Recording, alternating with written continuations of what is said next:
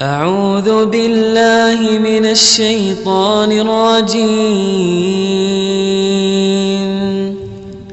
بسم الله الرحمن الرحيم. قل هذه سبيلي أدعو إلى الله على بصيرة أنا ومن اتبعني وسبحان الله وما أنا من المشركين. إن الحمد لله نحمده ونستعينه ونستغفره ونعوذ بالله من شرور أنفسنا ومن سيئات أعمالنا من يهدي الله فلا مضل له ومن يضلل فلا هادي له وأشهد أن لا إله إلا الله وحده لا شريك له وأشهد أن محمدا عبده ورسوله. أما بعد فإن خير الحديث كتاب الله وخير الهدي هدي محمد صلى الله عليه وسلم وشر الأمور محدثاتها وكل محدثة بدعة وكل بدعة ضلالة وكل ضلالة في النار. আসসালামু আলাইকুম ওয়া রাহমাতুল্লাহি ওয়া বারাকাতুহু। আজকের এই টপিকটা আসলে আমি সিলেক্ট করে দিয়েছি এই টপিকটা আজকে যে এটা হবে, এটাতে কথা হবে, কিন্তু আমি প্রিপেয়ার ছিলাম না এটা নিয়ে কথা বলবো, কারণ এটা স্কলাররা বলবেন তাদের ব্যাপার। আমি যদি এটা নিয়ে আগে ক্লাস নিছি, বাট অন্য একটা ফুটিংয়ে, অন্য একটা জায়গায় নিছি, অন্য মজলিসে এবং অন্য একটা বই থেকে, সেই বইটার আপনাদের সাথে আলোচনা করছি আগে, religious extremism in the lifes of contemporary Muslims, English নাম, আর অ্যারাবিক নাম হচ্ছে আল গুলু ফিদ্দিন।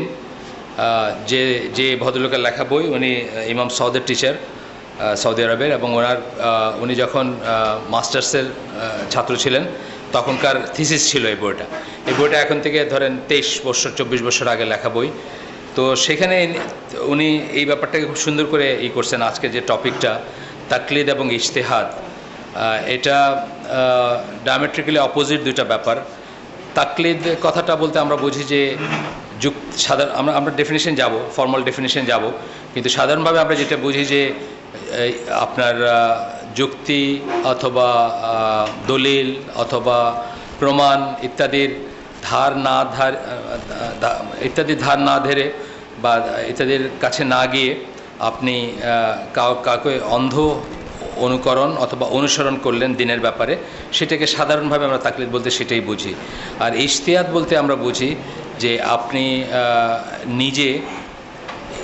নিজে কোরআন এবং হাদিস পড়ে সেখান থেকে কোনো একটা ব্যাপারে রুলিং কি হবে তা ডিসাইড করেন বা করতে পারেন, এটাকে ইজতিহাদ বলে করাকে।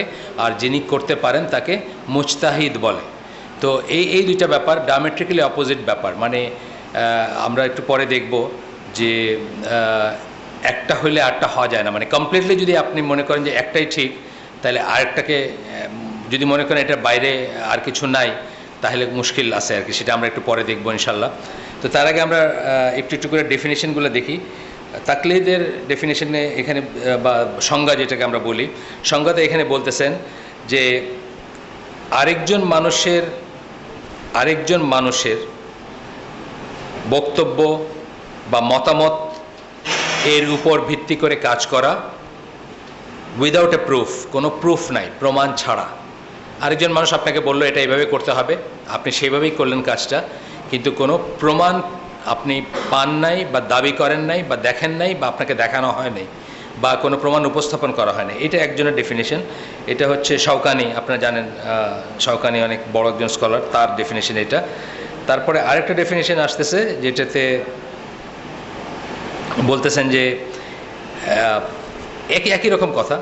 এটাতে বলতেছেন যে একজনের স্টেটমেন্ট মানে বক্তব্য, মতামত, বক্তব্য অ্যাকসেপ্ট করে নেওয়া, গ্রহণ করে নেওয়া উইদাউট অ্যান এভিডেন্স, কোনো প্রমাণ ছাড়া সেটাকে গ্রহণ করে নেওয়া বা এটাকে মেনে নেওয়া।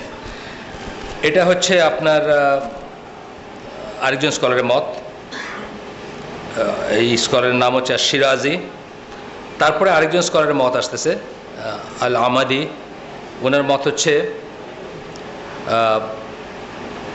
আরেকজনের স্টেটমেন্ট অনুযায়ী কাজ করা without any binding authority.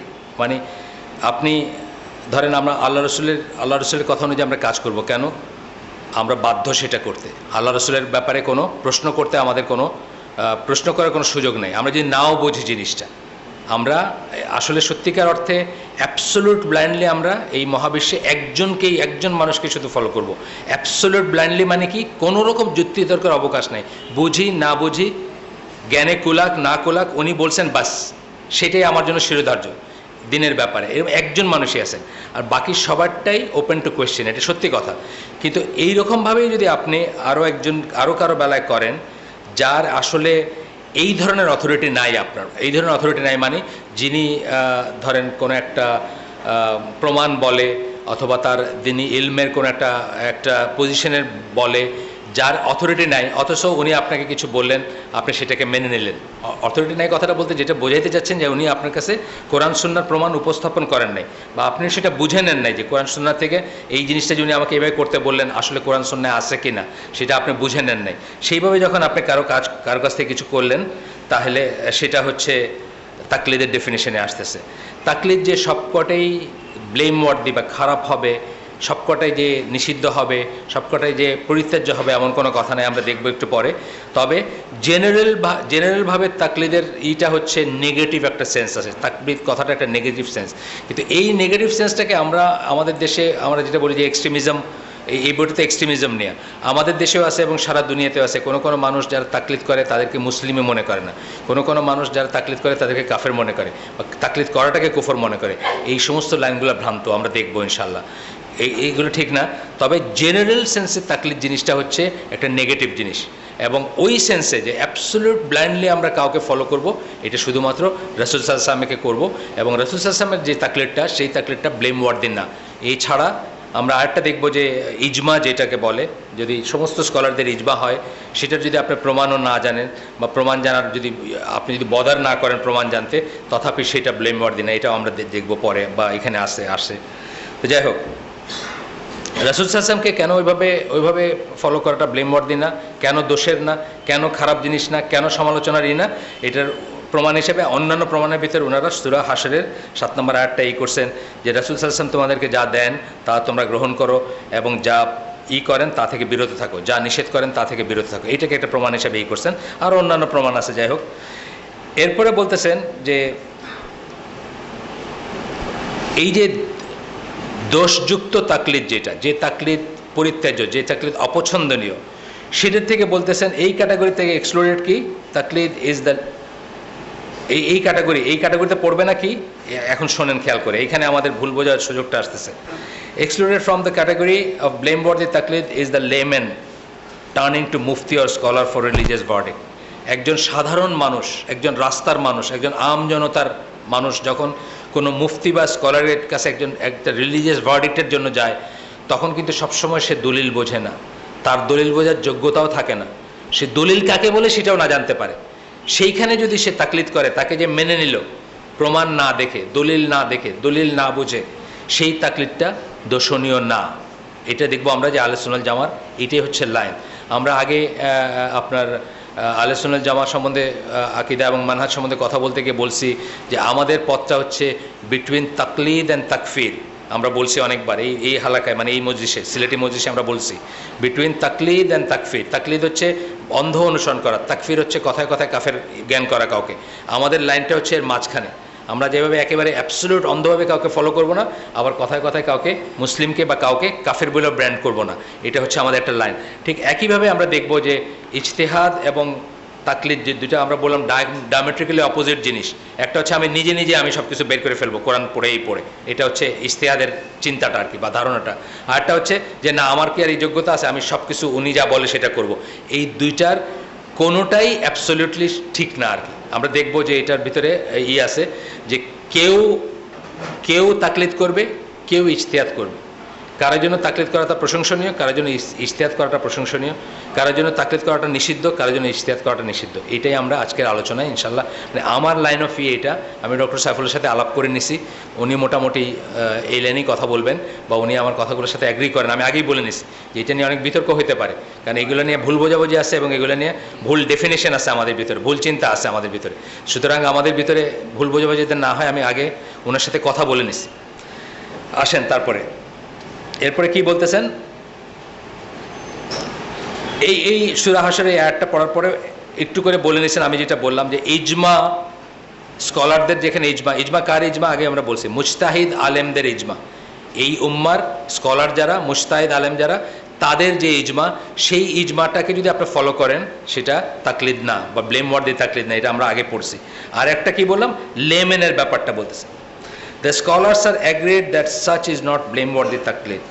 স্কলাররা agree করেন, বড় আলেম যারা তারা অ্যাগ্রি করেন যে একজন সাধারণ যারা আম জনতা যাদের আমরা বলি, তারা যখন তাদের মুফতিকে গিয়ে জিজ্ঞেস করলো, হুজুর আমি কি করব, এটা আমার এটা হয়ে গেছে, আমি কি করব, আমি কীভাবে কাফারা দিব, তখন কিন্তু উনি তাকে দলিল বলেন না, কারণ সে দলিল বুঝবে না। এবং তখন যদি তার কথাটা জেনে নিয়ে মেনে নিয়ে কেউ যদি গিয়ে একটা কাজ করে, আমরা সেটাকে ব্লেম ওয়ার্দি তাকলিদ বলি না, মানে দোষণীয় তাকলিদ বলি না, নিষিদ্ধ তাকলিদ বলি না, বা যেটা খারাপ সেটা বলি না। আসেন এরপরে, এখানে একজন স্কলার, ইনি এখন থেকে 1000 বছর আগে বেঁচে ছিলেন, স্প্যানিশ অরিজিনের স্কলার, মালিকি স্কলার, ইবন আব্দুল বার ওনার নাম, আপনারা তো অনেকের নাম শুনছেন ওনার। ওনার একটা প্যাসেজ আমরা পড়বো, ছোট্ট একটা পড়বো, ইংরেজিতে আমি ট্রান্সলেট করে দিব, বোর্ডে যেহেতু ইংরেজিতে। এখানে বলতেছেন যে এই যে তাকলিদকে আমরা যে নিষেধ করি, তাকলিদকে যে আমরা ডিসকারেজ করি, তাকলিদকে যে আমরা অপছন্দ করি, দিস মানে এই অপছন্দ করাটা বলতেছেন ইজ ডিরেক্টেড টু নন লেমেন। এই অপছন্দ করা হয় কার ব্যাপারে? নন লেমেন, যে তার ব্যাপারে, অর্থাৎ যে আম জনতার না, যাকে আল্লাহ ইলম দিছেন, যাকে আল্লাহ আলেম পাশ করাইছেন, যাকে ফাজিল পাশ করাইছেন, যিনি পিএইচডি করছেন, যিনি ডক্টরেট করছেন একটা এসে, তার বেলায়। এখন এটা তো সত্যি কথা, আপনাদের কাছেই কানে কেমন লাগবে যে ডক্টর সাইফুল্লাহ যদি বলেন যে আমি এই ব্যাপারগুলো বুঝি, কিন্তু আমি অমুক জায়গার পীর যা বলেন এটাই আমার জন্য ফাইনাল। আপনার কাছে কি এটা যুক্তিযুক্ত মনে হবে? মনে হবে না। এটা মনে হবে এটা ওয়েস্টেজ অফ তার যে ইন্টেলেক্ট, তাকে আল্লাহ যে মেধা দিছিলেন সেই মেধার একটা অপচয় মনে হবে। তো এই কথাটাই বলতেছেন, এই কথাটাই বলতেছেন যে আপনার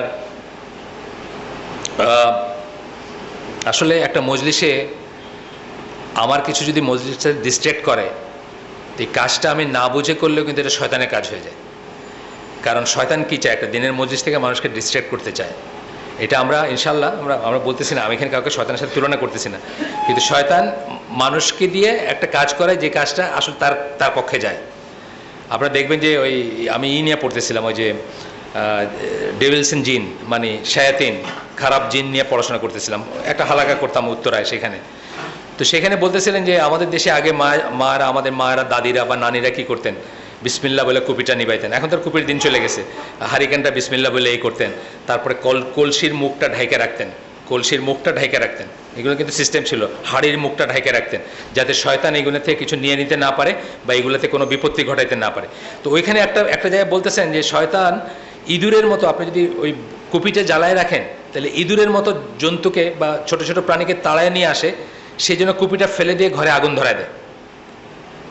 মানে এখানেও আমরা যখন একটা মজলিসকে ডিস্ট্র্যাক্ট করতেছি, আমি শয়তান না, আমি তো ইনসান, ভেরি মাচ ইনসান, এবং আমি নামাজি মানুষ, আমি দাড়িওয়ালা মানুষ, আমি টুপিওয়ালা মানুষ, কিন্তু আমাকে সে ইউজ করবে একটা এজেন্সি করতে, যাতে এতজন মানুষের মনোযোগটা কেটে যায়। এটা কিন্তু অনেক নিয়ামতের ব্যাপার যে এতজন মানুষকে আমি দুইটা কথা বলতেছি, আপনার দুইটা কথা শুনতেছেন, যদি কাজে লাগে আলহামদুলিল্লাহ।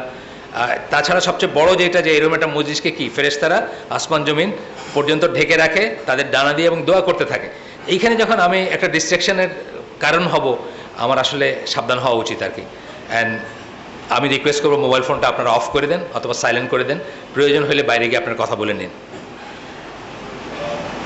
মোবাইল ফোনের ফিতনা এমন হয়েছে যে আজকাল বাংলাদেশের অথবা অন্য দেশের, এমনকি মসজিদুল হারামে আপনি দেখবেন মসজিদের ভিতর হঠাৎ করে একটা পপুলার সং, যেগুলো আমরা পপ সং বলি, জাম্বুরা মার্কা গান আছে না কিছু, ওইসব গানের একটা টিউন বাজে উঠলো।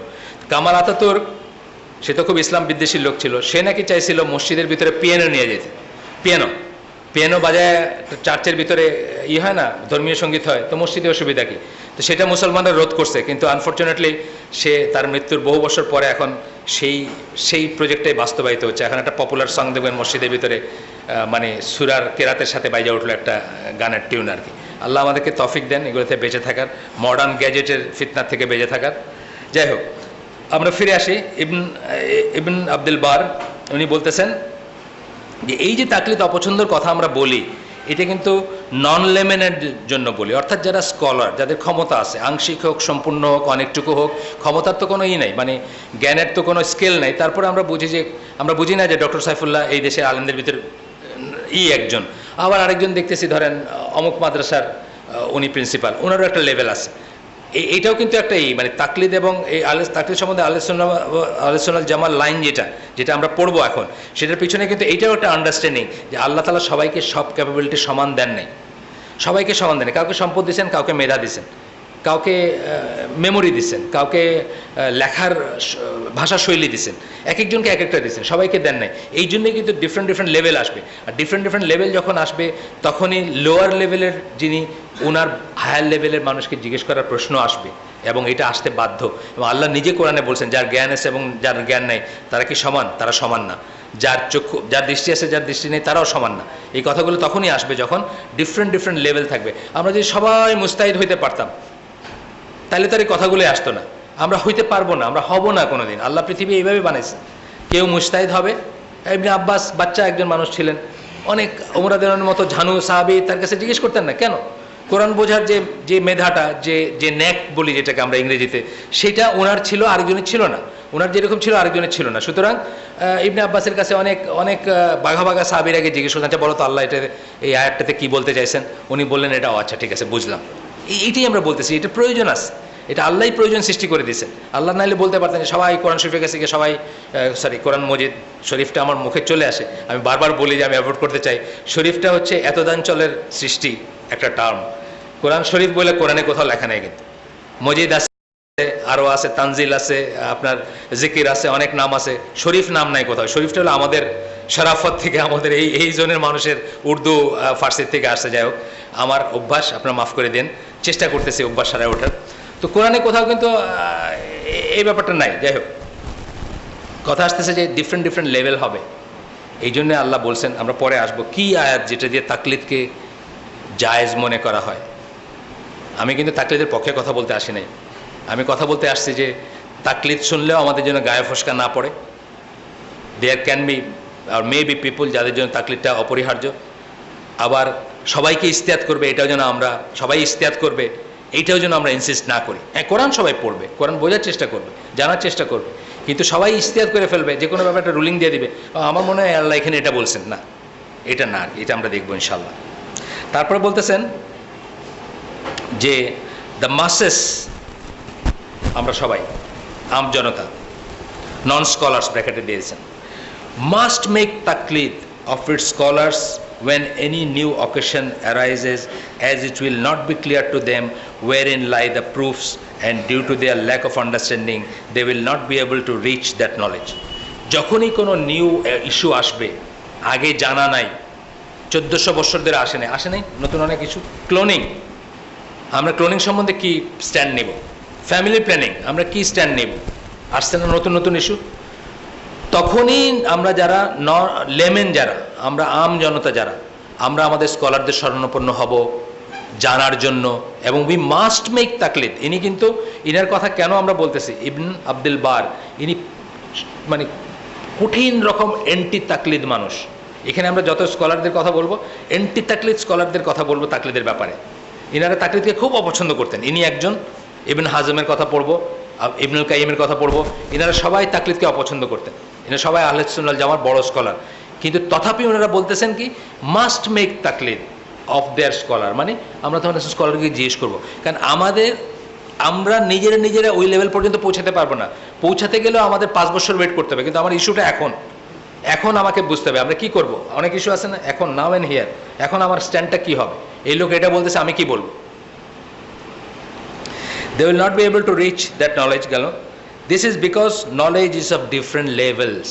এটা এই জন্য যে আল্লাহ তাআলা সবাইকে এক ধরনের নলেজ দেন নাই, এক ধরনের ইজতিহাদ করার দেন নাই, এক ধরনের ডেরাইভ করা যেটাকে বলি, একটা জিনিস থেকে একটা জিনিস বের করে নিয়ে আসার দেন নাই। ইযা জা নাসরুল্লাহি ওয়াল ফাতহ, এটার ভিতর রসুলের মৃত্যু সংবাদ কোথায় আছে? অ্যাপারেন্টলি আমাদের জন্য নাই। এটা তো একটু ভিক্টরির ব্যাপার বলা হচ্ছে, সবাই দলে দলে ইসলামে আসতেছে, কত খুশির খবর। সাহাবীরা কাঁদতেছেন কি? আল্লাহ রসুলের মিশন শেষ, ওনার মৃত্যুর সংবাদ এখানে। এই যে ডিফারেন্সটা হচ্ছে, কেন হচ্ছে? বোঝার লেভেল, আন্ডারস্ট্যান্ডিং আল্লাহ আলাদা আলাদা দিয়ে দিচ্ছে। যাকে ওইটা বোঝার, উনি বুঝছেন যে এখানে তো আল্লাহ রসুলের মিশনের সমাপ্তি ঘোষণা করা হচ্ছে। আল্লাহ রসুলের মিশনের সূরা, এই যে নাসর, আল্লাহ রসুলের মিশনের সমাপ্তি ঘোষণা করা হচ্ছে, তারা কাঁদতে শুরু করছে। আমাকে যদি পয়লাটা শুনে তার মধ্যে বাহ, তাহলে ইসলাম বিজয় হয়ে গেল দুনিয়ায়, খুশির ব্যাপার, তাই না? এই যে ডিফারেন্ট লেভেল অফ আন্ডারস্ট্যান্ডিং, এইটাই বলতেছেন যে এইটা এই জন্য যে মানুষের সবার এক লেভেল থাকবে না। One cannot reach its higher level until one attains the lower level. আপনি চট করে পিকে চলে যেতে পারবেন না, আপনাকে একটা প্রসেস ফলো করে যেতে হবে। যে জন্য ইসলামিক জ্ঞান শিক্ষা কিন্তু অত সহজ জিনিস না। ইসলামিক জ্ঞান শিক্ষা আগে কি, তারা স্কলারদের সাথে শুইতো, বসতো, খাইতো, নামাজ পড়তো, অজু করতো, মানে ডে অ্যান্ড নাইট তারা থাকতো, মুলাজিমা সিস্টেম যেটাকে বলে, ওই সিস্টেমে স্কলার থেকে খুলুক চরিত্র হইতো, তার চরিত্র গঠন করতো, দিন শিখতো, প্রত্যেকটা জিনিসে তার স্ট্যান্ডটা কেন উনি এরকম বলেন, কেন এরকম করলেন না, কেন এগুলো খেয়াল করতো তারা, তারপরে তারা স্কলার হইতো। স্কলার কখন হইতো? যখন ওই স্কলার মনে করতেন যে তুমি স্কলার হয়েছো। তার আগে কোনো সার্টিফিকেট ছিল না, নকল কইরা পয়সা দিয়া অটোমেটিক সার্টিফিকেট আউটলেটে গিয়ে আপনি একটা নাম লেখাই দিলেন, আর ওইখান দিয়ে বাইরে হয়ে গেল, এখান দিয়ে গাদা গরু ঢুকলো, এখান দিয়ে গ্র্যাজুয়েট বাইরে গেলো, এটা কোনো সিস্টেম ছিল না তখন। সিস্টেম ছিল ওই স্কলার যখন মনে করলেন হ্যাঁ তোমার হয়েছে, তোমার হয়েছে, এইরকম সিস্টেম ছিল। কারণ কি, ওই প্রসেসের ভিতর দিয়ে যাইতে হবে আপনাদের, গ্র্যাজুয়াল যে প্রত্যেকটা প্রসেসের ভিতর দিয়ে যাইতে হবে। এটা কোনো শর্টকাট নাই, কোনো তাড়াহুড়া নাই, কোনো 10x 5x স্পিড নাই। এটার স্পিড একটাই, ওই সুন্নাতে যেভাবে রাসূল সাল্লাল্লাহু আলাইহি ওয়াসাল্লামের সময় সাহাবীরা যেভাবে শিখছেন, 12টা আয়াত শিখছেন, ওগুলো ইমপ্লিমেন্ট করে আরও 12টা শিখছেন, 6 বছর লাগাইছেন সূরা বাকারা পড়তে। বা পড়া মানে কি, আত্মস্থ করতে, জীবনে নিতে, তো সেই রকম করে করার কথা। যাই হোক, this is in fact the barrier between the মাসেস and seeking the proof. বলছে এইটাই হচ্ছে, এই যে সবাই আমরা এক লেভেলের না, এইটাই হচ্ছে ব্যারিয়ার। কিসের ভিতরে ব্যারিয়ার? মাসেস, আপনার আমার ভিতরে, আর প্রুফ খোঁজার ভিতরে। কারণ প্রুফ আমরা বললে আমি বুঝবো না। আমরা আজকে ধরেন আমরা বললাম আলবানির মতো এই হাদিসটা সহি, এটা কি প্রুফ নাকি? কোনো, এটা কোনো প্রুফ না, এটা একটা ইনফরমেশন। আলবানির মতো এই হাদিসটা সহি হচ্ছে একটা ইনফরমেশন। তাহলে আপনি কি করলেন? আপনি আলবানির তাকলিদ করলেন বেসিক্যালি। আপনার আলবানির উপর ওই ভরসা আছে যে আলবানির মতো সহি মানি ঠিক আছে, মোটামুটিভাবে ঠিক আছে। হ্যাঁ, আপনাকে আল্লাহ তৌফিক দিলে আপনি এটাও তাকিদ করবেন পরে গিয়ে। কিন্তু আমি আমজনতার কথা বলতেছি, আপনি খুশি হয়ে যান না? একটা বই খুলছেন, আলবানির মতো সহি আছে, ঠিক আছে, কেন? এটাও একটা তাকলিদ। আলবানির মতো সহি আপনি কি দেখছেন নাকি? আপনি কি এটা প্রমাণ, আপনি কি এটা দলিল দেখছেন? আপনি প্রমাণ দেখছেন? আপনি কি এটার তাকিক তাকরিজ সব দেখছেন? কিছুই দেখেন না। আপনি শুধু দেখলেন এক লাইন আলবানির মতো সহি, বা ঠিক আছে। এটাই বলতেছেন যে এটা আমরা মাস যারা আম যারা জনতা, তারা কিন্তু এটা করতে পারবো না সবসময়। এরপরে ওই একই স্কলার বলতেছেন, আমরা আরও অন্যদেরটা পড়বো, ইবনে হাজমেরটা দেখবো, ঈশারটা, যারা বললাম এরা কিন্তু স্ট্রং অ্যান্টি তাকলিদ। এই আলোচনা যেমন স্কলারদের ইতিহাসে যাদের নামে আমি বলতেছি, এরা হচ্ছে প্রচণ্ড অ্যান্টি তাকলিদ পিপল, কিন্তু তারাই কিন্তু আপনাকে এই কথাগুলো বলতেছেন। উনি আরও বলছেন, the scholars do not differ, স্কলারদের ভিতরে কোনো রকম মতভেদ নাই, কোনো মতবিরোধ নাই, on the point that the masses must follow, ব্র্যাকেটে দিয়েছেন, মেক তাকলিদ অফ দেয়ার স্কলার্স, মানে আমজনতা তাদের স্কলারদের তাকলিদ করবে। কিন্তু এই তাকলিদ মানে কিন্তু এইটা না যে চিরস্থায়ীও না আর সব ব্যাপারেও না। আমরা ভুলটা এখানে করে ফেলি। যেটা জায়েজ তাকলিদ, যেটা করতে বলতেছেন, এটা সব ব্যাপারেও না, চিরস্থায়ীও না, আর ওই পার্সনের সাথে টাইড আপ না। ধরেন আলবানির কথা যেহেতু আসলো, অনেক বড় স্কলার, আমি বুঝি না উনি এত বড়, কিন্তু যখন ওনার সমান আরেকজন স্কলার আমাকে দেখায় দিচ্ছেন যে এই জায়গাটায় আলবানির এই মতটা ঠিক না, আমি তো সাথে সাথেই বুঝতেছি এবং বুঝে আমি ওটা ত্যাগ করতেছি, সাথে সাথেই বুঝতেছি এবং বুঝে আমি মনে করছি ও আচ্ছা ঠিক আছে, এখানে তাহলে আলবানির কথা ঠিক না। যেমন ধরেন একটা হাদিসের ব্যাপারে আপনাদের আগেও বলছি যে ওই মুআদ বিন জাবলের বর্ণনা একটা হাদিস, ওই হাদিসটা ইবনুল কাইম বড় একজন স্কলার ছিলেন 700 বছর আগের, এখনকার থেকে, উনি কিন্তু সহিহ বলে গেছেন এবং কোনো মেজর স্কলার এই সহিত্বকে কোয়েশ্চেন করেন নাই আনটিল আলবানি সেটারে জয়ীফ এবং দুর্বল প্রমাণ করে গেছেন, এবং যে প্রমাণটা আমি বুঝি, আপনিও বুঝবেন পড়লে। তো যখন বুঝে গেলাম তখন কি আর আমি ইবনুল কাইমের নাম দিয়ে বলতে পারবো যে ইবনুল কাইম উনি বলছেন দেখে এটা না। এইভাবে যদি তাকলিদ করেন সেই তাকলিদ দোষণীয় নেই, বরং এটা ডিজায়ার্ড। দোষণীয় নেই, বরং এটা ডিজায়ার্ড আমাদের জন্য, আমাদের মতো আম জনতার জন্য এটা desired. They are the ones meant by the verse, একটা কোরআনের একটা আয়াতে তাদের কথাই বলা হয়েছে। কাদের? এই যে স্কলার, তাদের কথাই বলা হয়েছে কি, ask the people of the reminder, জিকিরের মানুষের কাছে জিজ্ঞেস করো, ইফ ইউ নো নট, তোমরা যদি না জানো তাহলে জিকির সম্বন্ধে যারা জানে, জিকির মানে এখানে কোরআন সম্বন্ধে বা ওয়াহি সম্বন্ধে যারা জানে, ওয়াহির জ্ঞান যাদের আছে তাদেরকে জিজ্ঞেস করো। সূরা নাহলের 43 নম্বর আয়াত। এটা হচ্ছে তাকলিদের পক্ষে, জিজ্ঞেস করার পক্ষে, অন্যের কাছ থেকে দিন নেওয়ার পক্ষে সবচেয়ে বড় দলিল একটা।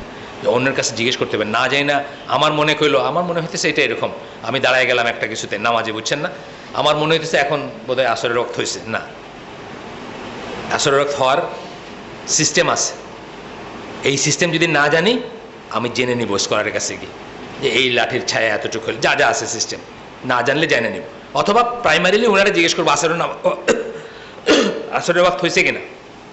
আমি সিলেটে আসছি, উনি জিজ্ঞেস করলাম সিলেটে কি আসরের রক্ত হয়েছে, উনি বলে হ্যাঁ হয়ে গেছে, প্রাইমারিলি এনাফ।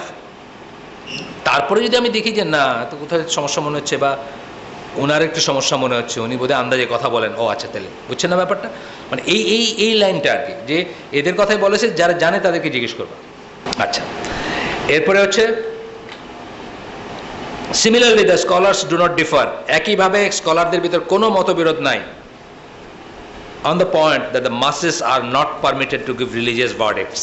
masses যারা, আমজনতা যারা, আমরা রিলিজিয়াস ভার্ডিক্ট দিব না, আমরা ফতোয়া দিব না, আমরা ফতোয়া উচ্চারণ করব না, আমরা ফতোয়া দিব না, আমরা ভার্ডিক্ট দিব না, আমরা রুলিং দিব না।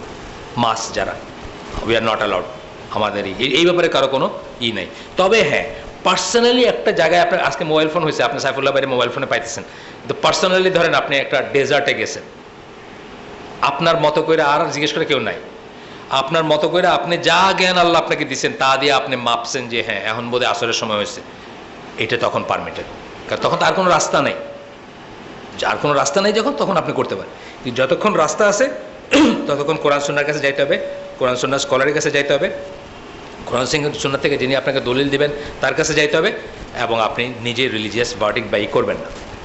আচ্ছা গেল, এখন বলতেছেন যে ইভেন দোজ স্কলার্স, এই এখন বলতেছেন যারা খুব স্ট্রিক্ট এই ইস্যুর উপরে, তাদের কথা একজনের কথা বলতেছেন, ইবন হাজম, ইনিও স্প্যানিশ স্কলার, এই খুবই নাম করা জাহেরি আলেম ছিলেন, মানে অ্যাপারেন্ট মিনিংটা গ্রহণ করতেন, যে কোনো কিছুর যে মিনিংটা অ্যাপারেন্ট সেটা গ্রহণ করতেন, এবং অনেক বড় মাপের ছিলেন, যদিও বিতর্ক আছে ওনাকে নিয়ে, সেটা অন্য জিনিস। উনি বলছেন, উনি খুব স্ট্রং, মানে খুব অপোজ করতেন তাকলিদকে, মানে যে কারো কথা মেনে নেওয়াকে, দলিল ছাড়া বা এটা। উনি বলছেন we do not object to people asking the scholars for religious verdicts, আমরা অবজেক্ট করি না। উনি বলতেছেন আমি অবজেকশন দিই না যে মানুষ স্কলারকে গিয়ে রিলিজিয়াস ভার্ডিক্ট জিজ্ঞেস করে, আমার জামা এখানে কাকে পায়খানা করছে, এখন কি আমার ধুইতে হবে, হ্যাঁ করবে, জিজ্ঞেস করবে, এবং তাৎক্ষণিকভাবে সেটা মেনেও নেবে, যতক্ষণ তার জ্ঞান আসতেছে না বা যতক্ষণ সে নিজে বাইর করতে পারতেছে না বা ইত্যাদি ইত্যাদি। What we object is they are taking the statement, যেটা আমরা অবজেক্ট করি সেটা হচ্ছে যে যেসব স্কলাররা কোনো ধারে না যে কোরআন সুন্নাহর কথা বলার দরকার আছে, বা কোরআন সুন্নাহ কোথায় পাওয়া যাচ্ছে কোথায় পাওয়া যাচ্ছে না এইগুলা বলার আছে, যেমন ধরেন সুফি শায়েখরা বলবে না, মানে সুফি শায়েখরা প্রশ্ন করাটা ইটসেলফ হলো বেয়াদবি, যতক্ষণ প্রশ্ন করবে, অনেক আমরা গল্প শুনছি, যতক্ষণ প্রশ্ন করবে তখন আপনাকে মাঠে গরু চড়াইতে পাঠায়। যেই দিন আপনার সমস্ত সত্তাকে তার কাছে আপনি জমা রাখতে পারলেন, সেই দিন আপনি তার মুরিদ হইতে পারলেন। পড়ছেন না এগুলো, গল্প পড়বেন আপনার, হ্যাঁ সেইটা হচ্ছে ওই শ্রেণীর জিনিস, সেটাকে আমরা অবজেক্ট করি। ইবনে হাজম বলতেছেন যে মানে সে কোনো দলিলের ধারও ধারে না, দলিল দেয়ও না, চায়ও না যে দলিল জিজ্ঞেস করুক কেউ, অথবা সে চায় যে আমার সমস্ত সত্তাকে তার কাছে জমা রেখে দেবো, আমার কোনো সত্তাই থাকবে না, ইভেন আমি বিয়ে কারে করবো সেটাও সে করে দিবে। আছে কিন্তু অনেক মানুষ আছে যারা গিয়ে দিয়ে হুজুর আমার তো একটা বিয়ের কথা চলতেছে, করবো, আচ্ছা যা কর, গেল করলো, আমি জানি, নিজে জানি, করলে করবে, না করলে না করবে। তো এইটা বলতেছেন যে যারা আমরা অবজেক্ট করি কি, যারা তাদের স্টেটমেন্টকে without any proof to support it, without referring to any text of Quran or Sunnah, এইরকমভাবে যারা বলে তাদের কথাটাকে ব্লাইন্ডলি নেওয়া বা ই করাটাকে আমরা অবজেক্ট করি, ইবনে হাজম বলতেছেন। তারপরে বলতেছেন যে আমাদের সবাই খুব কশাস হওয়া উচিত সেই সব লোকদের থেকে নিতে যারা কোরআন সুন্নাহ মেনশন করেন। আমাদের স্কলাররা করেন না, আমাদের স্কলাররা আজকেই তো শুনবেন, একটু পরে শুনবেন, বা আমি তো আর স্কলার না, আমি তো লেমেন, কিন্তু আমি এখন পর্যন্ত যত কথা বলছি প্রত্যেকটা কথা কিন্তু আমি আপনাকে দেখাইতে পারবো কোন দলিল থেকে বলছি, প্রত্যেকটা কথা দলিল আছে, প্লাস আমি একটা বই সামনে নিয়ে পড়তেছি, যেটা ইটসেলফ একটা থিসিস বা একটা স্কলারলি। যাই হোক, এখানে শওকানি তার একটা আসছে, উনিও খুব ছিলেন, উনিও অ্যান্টি তাকলিদ, ওনার একটা কথা আসতেছে, the one with less knowledge would ask the scholar about an issue that had come to him, he would give him a religious verdict with the text that he knew of the Quran and sunnah. যার কম knowledge আছে, আমার কম knowledge, Saifullah ভাইয়ের বেশি knowledge. আমি সাইফুল্লাহ ভাইকে জিজ্ঞেস করবো, আচ্ছা সাইফুল্লাহ ভাই এই ব্যাপারে কোরআন সুন্নাহ কী বলে? সাইফুল্লাহ ভাই তখন কোরআন এবং সুন্নাহ থেকে তার যে নলেজ হয়েছে, নট তার মনের সেটা না, নট উনি স্বপ্নে কি দেখছেন ওইখান থেকে আমারে বলবেন না আমি মনে করি এইটাই ঠিক। আমি বলবো আমি গিয়ে আমারে না, শুধু আমার বাসায় গিয়ে আমার বউরে বলবো সাইফুল্লাহ ভাই জিজ্ঞেস করছেন, উনি বলছেন এটাই ঠিক। বুঝছেন না? এইটা ঠিক আছে, এইটা স্বাভাবিক। এখন এইটাকে যদি আমরা মানে গায়ে ফসকা ফেলাই দেই আর মনে করি এটা যদি কেউ করে সে ইসলাম, দেয়ার আর পিপল যারা মনে করে সে কুফর করলো, কাফের হয়ে গেল। কারা? এই যে যারা এক্সট্রিমিস্ট গ্রুপ, এই যে পরে আসবে যাদের কথা, যারা মনে করে প্রত্যেকের ইজতিহাদ করতে পারা উচিত, করা উচিত। এই আমরা আমাদের টপিক ওইটা না, তবু আমি বলে রাখতেছি যে তাকফির বা হিজরা, যে জলতার কথা আমি বলছি, আগেও বলছি আপনাদের, জামাতুল মুসলিমিন যেটাকে বলে ইজিপ্টে যেটা এখন নাই, এক্সটিংক্ট হয়ে গেছে, কিন্তু সেই ধারাটারই রিমেনেন্ট আপনি এখন আমাদের দেশে চরমপন্থীদের ভিতর দেখবেন, বা সারা দুনিয়ার চরমপন্থীদের ভিতর দেখবেন তাকফির বা হিজরার যে ধারাটা আর কি। তারা মনে করে যে তাকলিদটা হলো কুফর, তাকলিদ করা যাবেই না এবং সবাই ইজতিহাদ করবে।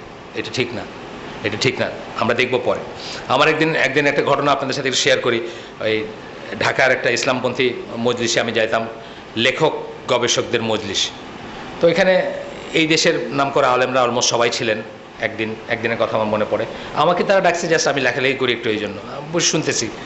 তো তাদেরই একজন থিঙ্ক ট্যাঙ্কের একজন আর কি, একজন ডাক্তার, ডাক্তার, মেডিসিনের ডাক্তার, উনি হঠাৎ কোত্থেকে যেন উদ্ভ্রান্ত হয়ে, ওনারও দাওয়াত আছে এখানে, কিন্তু উনি ওই রুমে ছিলেন না, পাশের কোনো রুমে কোনো গবেষণা করতেছিলেন। যাই হোক, হঠাৎ উনি কোথা থেকে উদ্ভ্রান্ত অবস্থায় আসলেন, চুলগুলো কোকড়া, চশমা, জিন্সের প্যান্টের ভিতরে শার্ট ঢোকানো। আপনার খুলে দেন।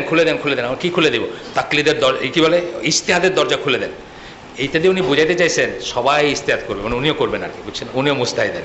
খুলে দেন মানে ইজতিহাদের দরজা খুলে দেন, মানে এভরিবডি ক্যান মেক ইজতিহাদ। না, এটা আমাদের কাছে চাওয়া হয় না, এটা আমরা দেখবো, এটা না, এটা আমাদের মানহাজ না, এটা আমাদের ব্যাপার না, আমরা দেখবো একটু পরে। গেল। এরপরে আমি স্কিপ করে পড়তেছি কারণ এটা আরেকটা পেপার।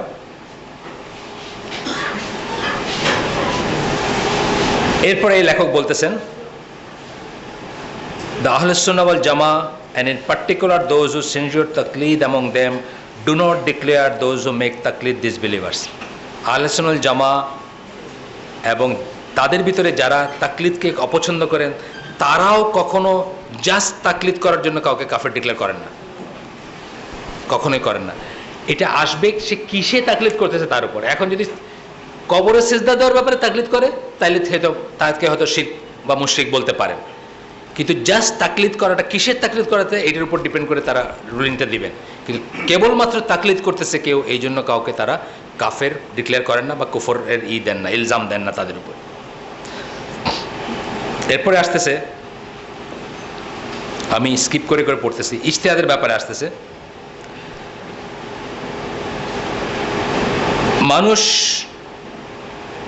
মানুষের অ্যাবিলিটি, সামর্থ্য, আমরা একটু আগে দেখলাম ভ্যারি করে, তারতম্য ঘটে।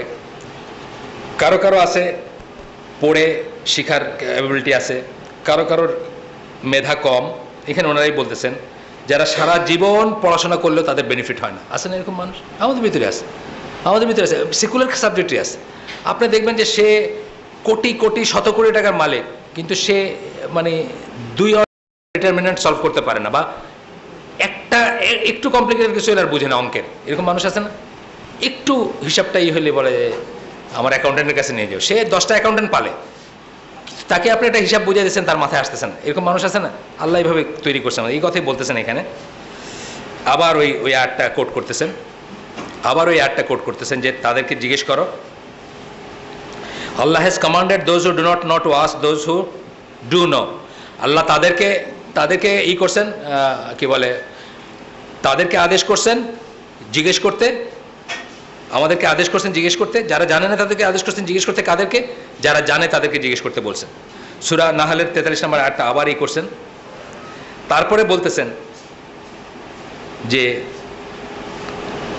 এইখানকার মানে মুসলিম উম্মার দিনী ব্যাপারগুলার রেসপন্সিবিলিটি আল্লাহ একটা পার্টিকুলার গ্রুপ অফ পিপুলকে দিয়েছেন, ইন্টারেস্টেড গ্রুপ, মানে এই উম্মার ভিতরে একটা গ্রুপকে আল্লাহ এই দায়িত্বটা দিয়েছেন। সেই গ্রুপটা কারা? যারা মুজতাহিদ আলেম, তারা যারা আলেম হবেন তারা। এটার প্রমাণ দিতে গিয়ে বলতেছেন সূরা তাওবার 122 নম্বর আয়াত, আপনারা তো জানেন, যেখানে আল্লাহ সুবহানাহু ওয়া তাআলা বলছেন যে একসাথে সব পুরুষ মানুষরা জিহাদে চলে যাবে না। তাদের ভিতর একটা দল পিছনে থেকে যাবে। দিজ আর দ্য স্কলার্স, যারা কোরআন নিয়ে হাদিস নিয়ে গবেষণা করবে এবং যুদ্ধ থেকে যখন বাকিরা ফিরে আসবে তখন তাদেরকে জ্ঞান দান করবে। এরা হচ্ছে সেই গ্রুপটা, বুঝছেন না? মানে এইখান থেকে মোহাম্মদ বিন সালেহ আল উসাইমিন বলছেন যে সকলের জন্য আর কোনোদিনই জিহাদ ফরজ হবে না। একটা গ্রুপ থাকবে যাদের জন্য জিহাদ এক্সেমশন থাকবে, তারা হচ্ছে এই গ্রুপটা, মুজতাহিদ আলেম যারা, তারা যেন গবেষণা করতে পারে, সবাই মরে গেলে যেন তারা বাকিদেরকে দিনের উপর রাখতে পারে বা ইত্যাদি। সূরা তওবার এই আয়াতটা বলছেন যে মানে if a contingent from every expedition remained behind, they could devote themselves to studies in religion and admonish the people when they returned. একটা গ্রুপ থেকে যাবে, তারা পড়াশোনা করবে দিনের উপরে, তারা ওদের ফিরে আসলে তাদেরকে নসিহত করবে, that thus they may learn to guard themselves from evil, against evil, এবং তারা যেন নিজেদেরকে শয়তানের কাছে বাঁচাতে পারে, দূষণীয় জিনিস থেকে বাঁচাতে পারে, সেই জন্য তাদেরকে নসিহত করবে। এবং এরপরে বলতেছে, এরপরে আবার ওই সূরা তওবার 122 নম্বরে আরেকটু অংশ বলতেছেন, নর should the believers all go forth together, তারা একসাথে সবাই জিহাদে চলে যাবে না, তাদের একটা দল পেছনে থেকে যাবে। তো এই যে দলটাকে আল্লাহ বললেন, এই দলটা কারা? এই দলটা হচ্ছে যারা দিনের ব্যাপারগুলোকে সাধারণভাবে অন্যদের থেকে বেটার বোঝে, অন্যদেরকে বেশি জ্ঞানী, তারা দিনের জ্ঞান বেশি, কোরআনের জ্ঞান বেশি, হাদিসের জ্ঞান বেশি, এই দলটা থেকে যাবে এবং এই দলটা ততক্ষণ মানে কোরআন নিয়ে গবেষণা করবে ইত্যাদি। এরপরে আমরা আসতেছি শাওকানির একটা শাওকানির একটা কি বলে আপনার শাওকানির একটা কোটেশনে, the one with lesser knowledge would ask the scholar on an issue that occurred and he would give him a verdict with text that he knew from the Quran and Sunnah. একই কথা বলতেছেন যে যার কম knowledge আছে সে বেশি knowledge আছে মতো একজন স্কলারকে জিজ্ঞেস করবে এবং সে কোরআন এবং সুন্নাহর ভিত্তিতে একটা দিবেন।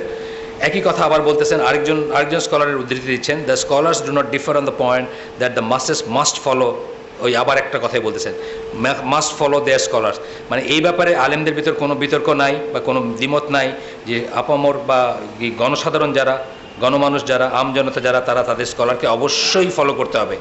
দে are the ones meant by the verse, বল গেল এটা আমরা একটু আগে পড়ছি। আচ্ছা, এরপরে আসতেছে তাকলিদ নিয়ে এই কথাগুলো গেল সব। ইবনুল কাইয়িম, তার কথা আমরা আগে পড়ি নাই, উনি বলতেছেন যে আমরা তাকলিদ করতে পারি, কাউকে ফলো করতে পারি, কার থেকে ফতোয়া নিতে পারি, কিন্তু একটা জিনিস আমরা সবসময় মনে করব, তারও ভুল হইতে পারে। এইখানে আমরা সনাতন তাকলিদপন্থীর চেয়ে আহলে সুন্নাত জামার পয়েন্টটা ডিফারেন্ট।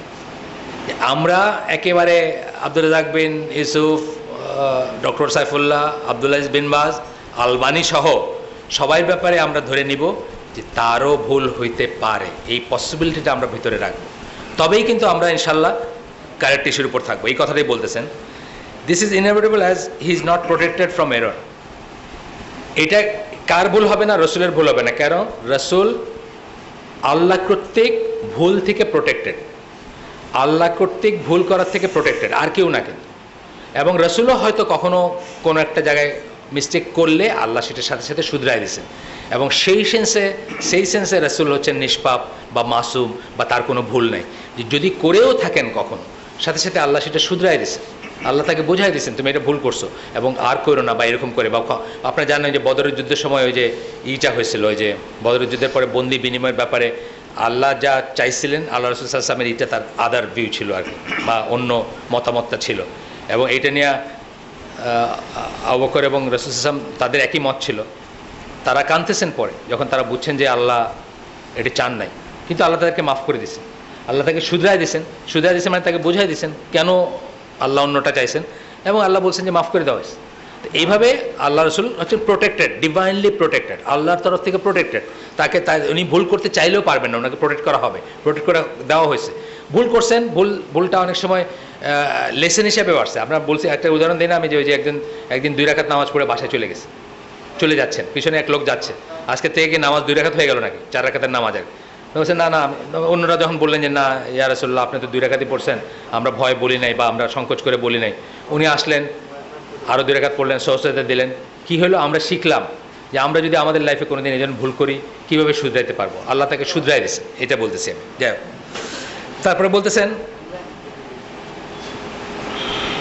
যে this is what every scholar on the face of earth censures, মানে এইটা করা যে আমরা যেন মনে রাখি যে মানে তাদের ভুল হইতে পারে, তারা প্রোটেক্টেড না, এবং তাদেরকে যেন আমরা একেবারে ব্লাইন্ডলি না নেই। এইটাই সব স্কলাররা এই করেন, আর কিছু না করেন না তারা। কিন্তু এটা ইবনুল কাইমের কথা আমরা বলতেছি। এরপরে শাওকানি বলতেছেন, the one making taqlid does not truly make taqlid unless he does not ask for any evidence. Shawkani বলতেছেন যে কেউ যদি প্রমাণ চায় তাহলে তার কোনো দোষী দেওয়া যাবে না। সে একজন, ধরেন আমি ওনার কাছে চাইলাম যে এইটা কেমন হয়েছে আমাকে বলেন তো উনি বললেন যে মানে কীভাবে হয়েছে বলেন তো, প্রমাণ চাইলাম আমি ওনার কাছে যে এই কোরআনের সুন্নাহ এই সম্বন্ধে কী বলেন তো উনি আমাকে বললেন তাহলে আমার আর কোনো দোষ নেই আমি যদি প্রমাণ চেয়ে থাকি। উনি যতটুকু বললেন আমি বুঝলাম না বুঝলাম, এই যে শাওকানির মত। কিন্তু এই কথাটা বলতে গিয়ে এখানে এটার বিপক্ষে কিছু কথা বলতেছেন,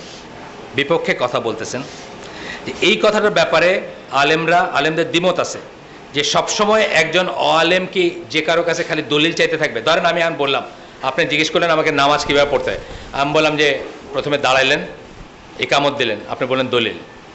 আচ্ছা, তারপরে আমি বললাম যে আল্লাহু আকবর বলে তাকবীর তাহরিমা, আপনি বলেন দলিল কোথায়। তারপরে আমি বললাম যে প্রথমে আউযুবিল্লাহ, আপনি বলেন দলিল। আমি শেষ করতে পারবো? এখান থেকে উঠতে পারবো? আজকে সারাদিন কিন্তু উঠতে পারবো না। সুতরাং এইটাও সব স্কলাররা এইটা নিয়েও দ্বিমত করেন যে সবসময় সব কিছুতে যে আমাকে চাইতে হবে। আমাকে এইটুক ঠিক যে একজন স্কলার সে কোরআন সুন্নাহ থেকে কথা বলে কিনা এটা আমি মাপবো, এটা আমি খেয়াল করব। আমাদের স্কলারদের কথা শুনেন, খালি কোরআন সুন্নাহ বলবেন। যখন আসবেন দেখবেন সাইফুল্লাহ ভাই যখন কথা বলবেন আয়াত হাদিস বলবেন, তাই না? এইটা ঠিক, এইটাকে আমি একটা ইন্ডেক্স হিসাবে নিব। কিন্তু অ্যাট দ্য সেম টাইম আমি প্রত্যেক শব্দে যদি জিজ্ঞেস করি দলিল, আমি শেষ করতে পারবো কোনোদিন? আমি শুধু নামাজে দাঁড়াইছি, আজকের নামাজ আপনাদেরকে বলবো নামাজ সম্বন্ধে, আপনি আমাকে বললেন যে একামতের দলিল কি, আবার একামতের আনসারের দলিল কি জিজ্ঞেস করেন। আচ্ছা, আমি বললাম, তারপরে আপনি আমার বললেন শেষ হবে না কোনোদিন, তাই না? এখানে তিনটা পয়েন্টই করছেন। When a layman asks any scholar a question, he is seeking to know Allah and His Messenger's judgment, even though the questioner may not specify or specifically declare that is what he is seeking. আমি যখন সাইফুল্লাহ ভাইকে জিজ্ঞেস করি সাইফুল্লাহ ভাই এই ব্যাপারে কী করবো, it is automatically understand উনি আমার পীর না। আমি জিজ্ঞেস করতেছি যে কোরআন এবং সুন্নাহ এর সম্বন্ধে কী বলা হচ্ছে। যদি না বলা হয়, আমি যদি নাও উচ্চারণ করি কোরআন সুন্নাহ কথাটা, ইট ইজ আন্ডারস্টুড আমি ওনার মত চাইতেছি না। ওনার মত মানে ওনার ব্যক্তিগত মত চাইতেছেন। ওনার ব্যক্তিগত মতের কোনো মানে আছে নাকি? আমাকে নবীর ব্যক্তিগত মতেরই কোনো মানে ছিল না ইসেদের কাছে, সাহাবীদের জেনারেশনে। আপনাদের একটা গল্প বলছি না, বারিরার গল্প বলছি না? বারিরার যখন আজাদ করে দিলেন রাসূল সাল্লাল্লাহু আলাইহি ওয়াসাল্লামের এক ওয়াইফ, তো বারিরার সাথে কৃতদাস মুগিস বিবাহিত ছিল। এখন তো ওই বিবাহ রাখতে বাধ্য না বারিরা। তখন মুগিস সুপারিশ দোষে রাসূল সাল্লাল্লাহু আলাইহি ওয়াসাল্লামকে, সেটা বউকে খুব ভালোবাসে, যে আল্লাহ রাসূল আমার জন্য না ছেড়ে দেয়। তখন আল্লাহ রাসূল যখন বারিরাকে বলছেন, সে জিজ্ঞেস করছে আপনি কি নবী হিসাবে বলতেছেন, আপনি কি অর্ডার করতেছেন নাকি রিকোয়েস্ট করতেছেন? আল্লাহ রাসূল বলছেন যে না আমি খালি সুপারিশ করতেছি, অর্থাৎ আমি নবী হিসাবে বলতেছি না, নবীর অথরিটি ওয়াহির অথরিটি নিয়ে বলতেছি না। সে সাথে সাথে বলছে আমার মুগিসের দরকার নেই। সিম্পল কথা, মানে ব্যক্তি রাসূলুল্লাহর ব্যাপারটাও আমাদের কাছে অত ইম্পর্টেন্ট না যতক্ষণ নবী রাসূলুল্লাহটা যতটুকু ইম্পর্টেন্ট। এই জন্য আপনারা জানেন উসুলি যারা লিগ্যাল থিওরি করে ইসলামের, তারা কিন্তু নবুয়তের আগের পিরিয়ডে আল্লাহ রাসূল কী করছেন এটা তার কাছে কোনো ইম্পর্টেন্ট ব্যাপারই না, কারণ ওইটা দিয়ে সে কোনো আইন প্রণয়ন করতে পারবে না। আইন প্রণয়ন করার জন্য জরুরি যে নবুয়তের অথরিটি নিয়ে উনি বলছেন কথাগুলো, বুঝছেন না কথাটা? তো সেটা বলতেছি। তো এখন আমি যখন সাইফুল্লাহ ভাইয়ের জিজ্ঞেস করি যে এটা কেমনে করে হয় বলেন তো, অটোমেটিক্যালি আমি মিনিং যে উনি কোরআন সুন্নাহতে বলবেন, ওনার মত ওনার মন গড়া কিছু বলবেন, এটা আমি আশা করতেছি না। তো এরা এখানে এই পয়েন্টগুলো তুলে নিয়ে বলতেছেন, এটা সাতিবিল লেখার থেকে, সাতিবের নাম হয়তো আপনারা অনেক শুনছেন, ওই বিদাতের উপরে অনেক বড় কাজ আছে অনেক, সাতিবের লেখা থেকে এটা, যে বলতেছেন যে একজন মানুষ যদি নাও বলে, কোরআন সুন্নাহ উচ্চারণ না করে, এটা বোঝা যাবে যে সে কোরআন সুন্নাহ চাইতেছে, বিশেষ করে একটা সহিহ মজলিসে অলওয়েজই বোঝা যাবে। সুতরাং এটা সবসময় বলতে হবে, এটা নিয়ে ডিফার করতেছেন আর কি, ওই শাওকানির মতটার সাথে ডিফার করতেছেন। 2 নম্বরটা বলতেছেন, the কমনার or Lehmann does not benefit from the mention of evidence as he does not have the ability to encompass what it really means. কমনার আপনার হাদ্দাসানা বইলা 40টা চেইন শোনায় দিলেন হাদিসের, আপনি আসলে এতে বেনিফিট করেন না, কারণ আপনি বুঝতেছেন না এটি দিয়ে আসলে কী বোঝাইতেছে। যে লোকগুলোর নাম বলতেছে এই লোকগুলোর আপনি চিনেন না, এই লোকগুলো যে ট্রাস্টওয়ার্দি সেটাও আপনি জানেন না, এর ভিতরে যে মিথ্যুক কেউ থাকে সেটাও আপনার জানার উপায় নেই, আপনার সেই মেধা নাই, আপনার সেই জ্ঞান নেই, আপনি সেইভাবে ওই হাদিসের পড়েন নাই, যারা ওই সায়েন্সটা পড়েন নাই, তাহলে কি দাঁড়াইলো? আপনি বেনিফিটেড হন না। সুতরাং সবখানে আমরা কি দেখবো? আমরা যে কোনো কথা, রসুলের কথাকে যদি কোনো কথার বেনিফিট থাকে বলো, আনালে চুপ থাকো। তাহলে যে কথায় বেনিফিট, আমি লম্বা চেইন দিয়ে 40টা চেইনের একটা চেইন বললাম আপনার হাদিসের, আপনি কাউরেই চিনেন না। আমি যদি নাম যদি 5টা ভুল করে থাকি তাও আপনি ধরতে পারলেন না, তা আপনার কোনো লাভ হইলো? আপনার কোনো লাভ হলো না। এটা বলতেছেন যে একজন লেমেনের সবসময় এভিডেন্স জানে যে লাভ হয় তা না। হ্যাঁ, একজন স্কলার এভিডেন্স জানবে, একজন লেসার স্কলারও একজন, এই যেমন সাইফুল্লাহ ভাই যখন কথা বলবেন তখন বলবেন যে হ্যাঁ হ্যাঁ এইখানে এই দলিলটা দিচ্ছেন আলবানি, কিন্তু সহবেরাতের ব্যাপারে এই জায়গাটা উনি একটা ভুল করছেন। অন্য স্কলাররা এটা, অন্য ওনার সমান যারা, তারা বোঝাইছেন যে এখানে ভুল আছে এবং আমরা এটাই মেনে নিছি। তার একটা বেনিফিট আছে, তখন একটা বেনিফিট আছে। কিন্তু আপনারা 40টা ইসের চেইন বললে কোনো বেনিফিট নেই, এই কথাটাই বলতেছেন। এরপরে বলতেছেন, এরপরে আরেকটা পয়েন্ট বলতেছেন, it also must be pointed out that the views of those scholars were actually in response to action, মানে যাদেরকে আমরা হার্শ বলি, এই যে যার কথা বললাম শাওকানি, উনি তাকলিদের বিরোধী, চরমভাবে তাকলিদ বিরোধী মানুষ। তারপরে যে বললাম ইবনে হাজম বা ইবনুল কাইমের কথা বললাম, এনারা তাকলিদ বিরোধী মানুষ। এনারা তাকলিদের বিরুদ্ধে এই অবস্থানটা কেন নিয়েছেন? কারণ উল্টা সাইডে যারা ছিলেন তারাও খুব এক্সট্রিম একটা পজিশন নিয়েছেন, অর্থাৎ যারা তাকলিদ পন্থী, তাকলিদ ছাড়া দিনই হবে না, মুসলমানই হওয়া যাবে না যারা মনে করেন, তাদের স্ট্যান্ডটাও খুব খুব কঠোর রকম ছিল। এই জন্যই ওনারা এত শক্ত হয়ে নিয়েছেন যাতে মানুষ ভুলের ভিতর না পড়ে। আসুন আমরা ইবনে তাইমিয়ার একটা পড়ব, ছোট্ট প্যাসেজ পড়ব, শোনেন আপনারা খেয়াল করে। ইংরেজিতে, যেহেতু আমি ইংরেজিতে পড়বো, বাংলায় বলে দিব আবার। উনি বলছেন কি, the opinion of the majority of the nation is that ijtihad is permissible in general and taqlid is permissible in general. খুব খেয়াল করে শোনেন, এই উম্মার মেজরিটি স্কলারের মত হচ্ছে সাধারণভাবে ইজতিহাদ পারমিটেড এবং সাধারণভাবে তাকলিদ পারমিটেড, অর্থাৎ সাধারণভাবে ইজতিহাদ জায়েজ, সাধারণভাবে তাকলিদ জায়েজ, সাধারণভাবে। And they do not obligate taqlid upon everyone and forbid ijtihad. তারা আহলে সুন্নাহ জামাত স্কলাররা সবার উপরে তাকলিদকে ওয়াজিব করে দেন না, যে আমাকে একজন স্কলারকে ফলো করতেই হবে বা ব্লাইন্ডলি ফলো করতে হবে, এটা অব্লিগেটরি করে দেন নাই, আমার উপরে ওয়াজিব করে দেন নাই। অ্যান্ড ফরবিড ইজতিহাদ, এবং ইজতিহাদকে নিষেধ করে দেন নাই আমার জন্য। কেউ এসে বলতে পারবে না যে আপনার জন্য সারা জীবনের জন্য ইজতিহাদ নিষিদ্ধ, বলতে পারবে? পারবে না। আমি কালকে মদিনায় পিএইচডি করতে পারি, পরশুদিন আমি ইজতিহাদ করতে পারি, আর কেউ এসে বলতে পারবে আপনার জন্য সারা জীবনের জন্য তাকলিদি করে যেতে হবে, এটাও বলতে পারবে না। তাহলে সারা জীবন তাকলিদ করা যেমন কাউকে ওয়াজিব করা যাবে না, কারোর উপর ইজতিহাদ করতে পারবো না, এটা আমার নিষেধ করতে পারবে না কেউ সাধারণভাবে। Ijtihad is permissible for the one who has the ability to make ijtihad, and taqlid is permissible for the one who is not able to make ijtihad. ইজতিহাদ তার জন্য জায়েজ যার ইজতিহাদ করার ক্ষমতা আছে, আর তাকলিদ তার জন্য জায়েজ যার ইজতিহাদ করার ক্ষমতা নাই। খুব সিম্পল না কথা? এই কথাতে কনক্লুশন আসতেছে যে মূর্খের ইজতিহাদ করা নিষিদ্ধ, নাজায়েজ, হারাম। মূর্খের ইজতিহাদ করা, আর জ্ঞানীর তাকলিদ করা হারাম। অর্থাৎ যে ব্যাপারে, ওই যে বললাম, যে ব্যাপারে জ্ঞান ছিল, সাইফুল্লাহ ভাইয়ের জ্ঞান আছে, কিন্তু উনি বলেন না আমি ছোটোবেলায় এই কওমি মাদ্রাসায় পড়ছি, এটার প্রিন্সিপাল যা বলেন এইটাই দলিল, আমার আর কোনো জ্ঞানের দরকার নেই, এটা উনি বলতে পারবেন, এটা ওনার জন্য নিষিদ্ধ। এই কথাটাই আমরা এতক্ষণ ধরে করলাম। আমি আরও কিছু দলিল নিয়ে আসলাম আপনাদের জন্য, একটা দুইটা পড়ে আমি শেষ করে দেবো। এটা হচ্ছে যে সৌদি আরবের ওই হায়েস্ট ওলামাদের যেই fatwa of the standing committee for Islamic research and ifta, highest authority যাদের ভিতরে বড় বড় স্কলার সব আছেন, আপনারা তো সবাইকে নামেও চিনবেন, তাদের কতগুলো রুলিং আপনাদের জন্য আমি করে নিয়ে আসছিলাম, যে সেখান থেকে একটা দুইটা পড়বো। এটার ভিতরে কী ধরনের মানুষরা আছেন আমি একটু বলে দিই। ধরেন আব্দুর রাজ্জাক আফিফি, আব্দুল আজিজ বিন বাজ, এই ধরনের এইরা ছিলেন এই কমিটিতে বা এই ইসে। এখান থেকে দুই চারটা ছোটো ছোটো জিনিস আমি পড়বো। একটা ছিল এই ফতোয়া হিসেবে, কোয়েশ্চেন আর আনসার হিসেবে আসছে। একটা ছিল তাকলিদ কাকে বলে, শেষ করে দিচ্ছি আমি এখানে, শেষে এসে আবার ওই ফিরে যাচ্ছে ওই কথায়। তাকলিদ হচ্ছে acceptance of saying of a person without him knowing it's evidence. আপনি কারো কথাকে গ্রহণ করলেন, কিন্তু আপনি নিজে এটার দলিলটা জানেন না, সেই হিসাবে গ্রহণ করলেন। আরেকটা আর কোনো স্কলার বলে থাকেন, তাকলিদ is acceptance of saying of a person without argument. আপনি কোনো তর্ক করলেন না, তর্ক না করেই সেটা মেনে নিলেন। তর্ক করার একটা যোগ্যতা লাগবে না, বোঝও লাগবে তর্ক করা। আমি কিছুই জানি না, আমি ডক্টর সাইফুলের সাথে তর্ক লাগাই দিলাম, কথার কথা, অথবা আরেকজন ওই মহসিন আল আব্বাদ মদিনার মসজিদে দার্স করেন, ওনার সাথে তর্ক লাগাই দিলাম। অথচ ওইসব স্কলাররা কীরকম ছিলেন, মানে আমার ছেলে বলতেছিল, সে একটা হালাকায় বসছিল, ওনাকে ওইখান থেকে ওই মদিনা মসজিদের ভিতর থেকে কেউ জিজ্ঞেস করছে যে কুমিরের মাংস খাওয়া হালাল কিনা। উনি একটু চিন্তা করে বলেন মা আদ্রি, জানি না। মানে ওই লেভেলের স্কলার না জেনে কিছু বলবেন না, বুঝছেন না ব্যাপারটা? মানে ওনাদের না জানি না বলতে কোনো সমস্যা নাই আর। তো যাই হোক, যেটা বলতেছি যে আর্গুমেন্ট ছাড়া মেনে নেওয়া, আমার কি আর্গুমেন্ট করার তো একটা প্রথমত বোধ থাকতে হবে, এটা যে অঠিক কোথায় এটা আমার বুঝতে হবে, এবং তারপরে যোগ্যতা থাকতে হবে আর্গুমেন্ট করার। গেল। তারপরে বলতেছেন যে আরও কোনো স্কলার বলে থাকেন যে it is the following of one whose following is not based on proof and does not rely upon knowledge. এমন কাউকে আমি ফলো করলাম যেটা প্রুফের উপর ডিপেন্ড করে না, অথবা নলেজ, আমার নলেজ নাই যে উনি ঠিক বললেন না ভুল বললেন, বা উনার নলেজ কতটুকু এটা ফেদম করারও আমার উপায় নেই। এইগুলো তাকলিদের নানা রকম ডেফিনেশন আসছে। এখানে ওনারা তাকলিদকে 4টা ক্যাটাগরিতে বিভক্ত করছেন। প্রথম ক্যাটাগরিতে বলছেন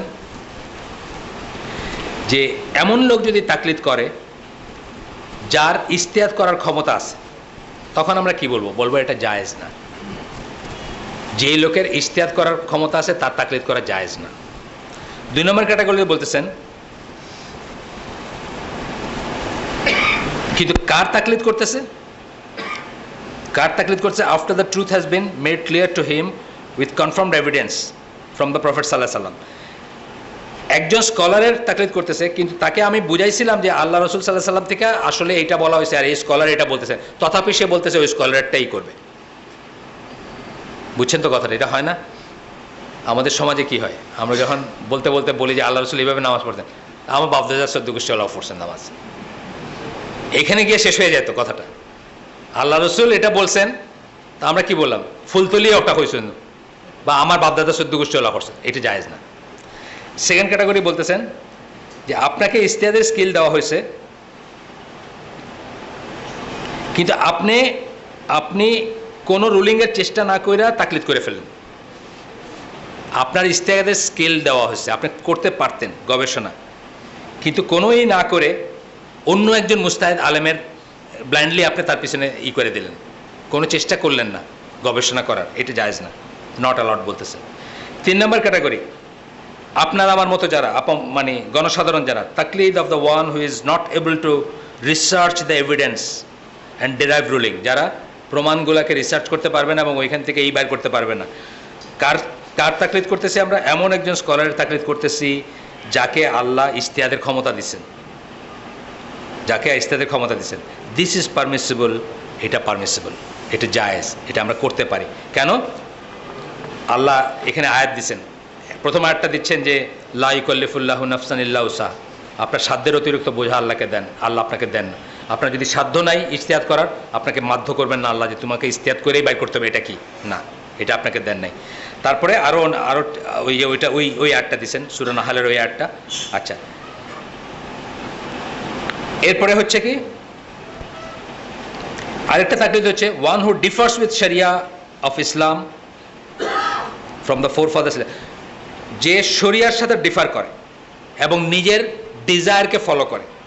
যেমন ধরেন ন্যাশনালিজমের জন্য, জাতিসত্তার জন্য, আমার এটা পাকিস্তানি ইসলাম আমি ফলো করি, আমি বাংলাদেশি ইসলাম ফলো করি, বুঝছেন না?